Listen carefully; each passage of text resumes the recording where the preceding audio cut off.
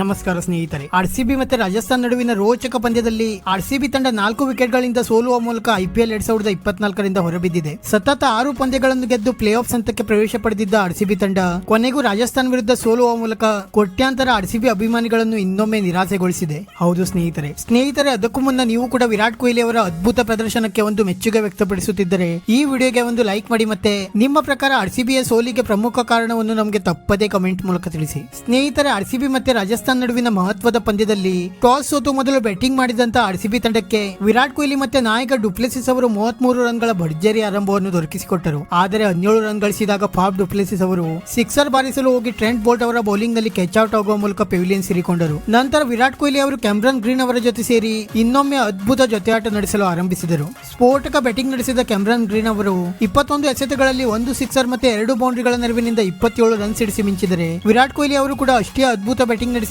24 ಎಸೆತಗಳಲ್ಲಿ 1 sixer ಮತ್ತೆ 3 ಬೌಂಡ್ರಿಗಳ ನೆರವಿನಿಂದ 33 run ಸಿಡಿಸಿ ಯುಜ್ವೇಂದರ್ ಚಹಲ್ ಅವರ ಬೌಲಿಂಗ್ ನಲ್ಲಿ ಕ್ಯಾಚ್ ಔಟ್ ಆಗುವ ಮೂಲಕ ಪೆವಿಲಿಯನ್ ಸೇರಿಕೊಂಡರು. ಆದರೆ ನಂತರ ಬ್ಯಾಟಿಂಗ್ ಗೆ ಬಂದ ಮ್ಯಾಕ್ಸ್ವೆಲ್ ಅವರು ಇನ್ನೊಮ್ಮೆ ಖಾತೆ ತೆರೆಯುವ ಮುಂಚೆ ಔಟ್ ಆಗುವ ಮೂಲಕ ನೆರೆದಂತ ಸಾವಿರಾರು ಅಭಿಮಾನಿಗಳನ್ನು ತುಂಬಾ ನಿರಾಸೆ ಮೂಡಿಸಿದರು.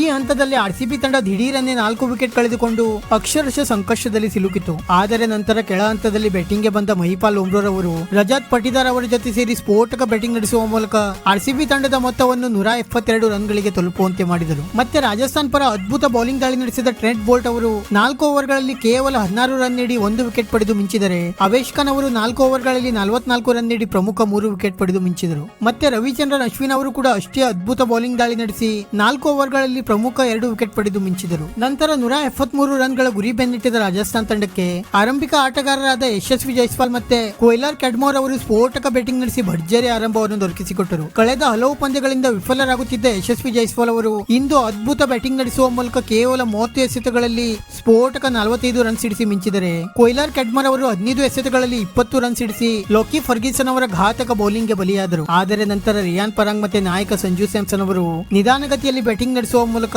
ರಾಜಸ್ಥಾನ್ ತಂಡವನ್ನು ಸಂಕಷ್ಟದಿಂದ ಪಾರು ಮಾಡಿದರು. ಈ ಇಬ್ಬರು ಬ್ಯಾಟಿಂಗ್ ನಡೆಸುತ್ತಿದ್ದಾಗ ರಾಜಸ್ಥಾನ್ ತಂಡ ಪಂದ್ಯದ ಮೇಲೆ ಪೂರ್ತಿಯಾಗಿ ಹಿಡಿತವನ್ನು ಸಾಧಿಸಿತ್ತು.